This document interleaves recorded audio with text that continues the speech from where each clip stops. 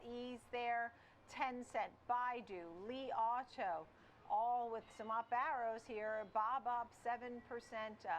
Neo's up almost 5%. Yeah. So certainly some big moves on the heels of all of this. All right. Thank you so much. Good to see you, Kevin Hanks. Now for a look at the bigger picture, Ted Thatcher is with us, President, Bright Lake Wealth Management. Your thoughts on, as I look at that close yesterday, 38,001. I just don't know that everybody expected a record close yesterday, again, for the S&P 500. And Sure. look, if we gain even a point today, that's another record close. So what's going on here? I think it's a great question, Nicole, and it's great to be with you. Obviously everybody's been itching for the recovery. And of course, when we hit that all-time high, we start to feel really good. And I think investors are quite happy with it. And I think it's impossible to have a conversation about these all-time highs without saying, okay, well, what's, driving us to this point? Why are we here? And so I think there are really two primary things driving this right now. And firstly, it's the really positive economic data that's come out. Last week, we had, of course, the consumer sentiment number hit an all-time high over the last 3 years. Of course, December retail sales came out as well. And as we know, the December numbers came out higher than expected too.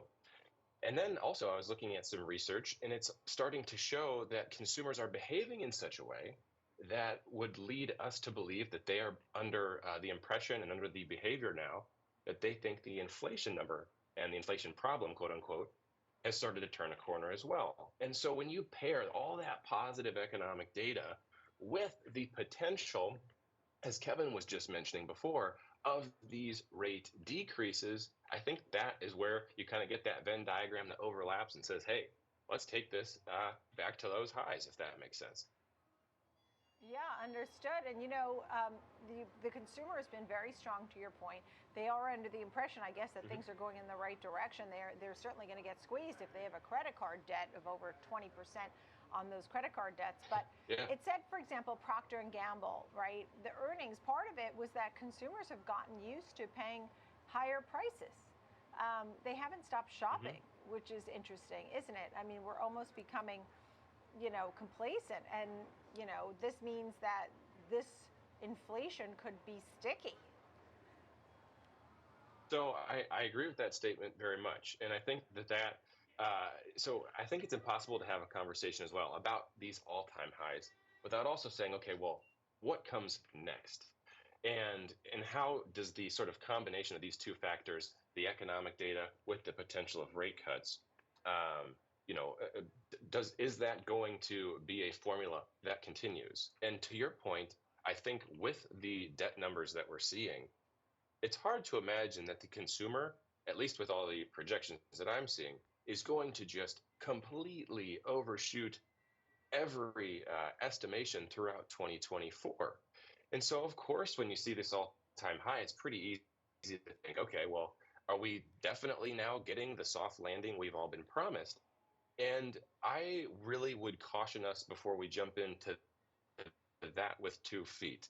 I think that, in gymnastics, sticking the landing, as they say, is the hardest part. And so I think we could be in for a bit of turbulence because the market is definitely pricing in significant rate decreases still, more than Jerome Powell has hinted at. And of course, as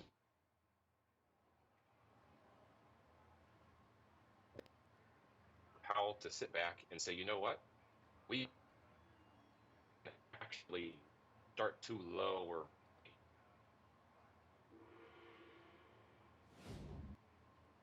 last Friday, specific to lower rates as quickly as they would have expected, or as quickly as they have in the past.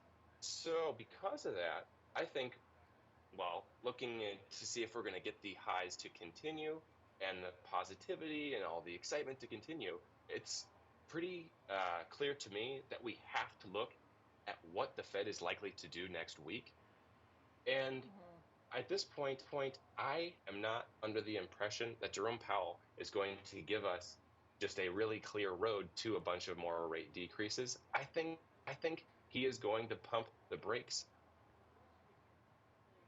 And then for bank stresses, I will say I had a guest on today who thought Hmm. financials just always seem to be at least part of a diversified portfolio, liked the financials. You actually are Sure. talking about maybe more towards the regional banks, but that the Fed is going to have to Yeah. replace or extend that program or continue to help the group. Why is that? So would you not buy banks anymore right now? Is that part of it too? I think my concern primarily, Nicole, is specifically with those regionals, and I'll explain why. So last year, when we had the issue with Silicon Valley Bank and Signature Bank collapsing, the Fed created a liquidity program called the BTFP, the Bank Term Funding Program. And essentially, what that did was it allowed banks a ton of access to liquidity so that they could essentially not end up in the situation that SVB ended up in, where they had to sell assets way below market value. Now, that liquidity essentially was a loan for what was intended to be 12 months. And so, if to your point earlier, inflation is now going to be a little sticky and stay higher for longer, and the economic data is positive, that's going to mean that Jerome Powell has a harder and harder time lowering those rates. And the ultimate consequence ends up being that the balance sheets, especially for those regional banks, end up not being able to support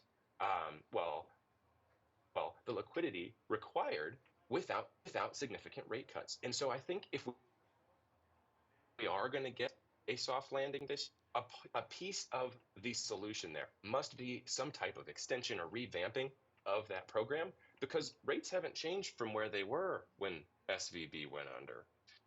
And what really has been propping the regional banks up and of course stemmed the concern around the regional banking crisis was that liquidity program. All right. It's great to see you, Ted Thatcher, Bright Lake Wealth Management. Thank you, Ted. Coming up next, it's Technical Tuesday.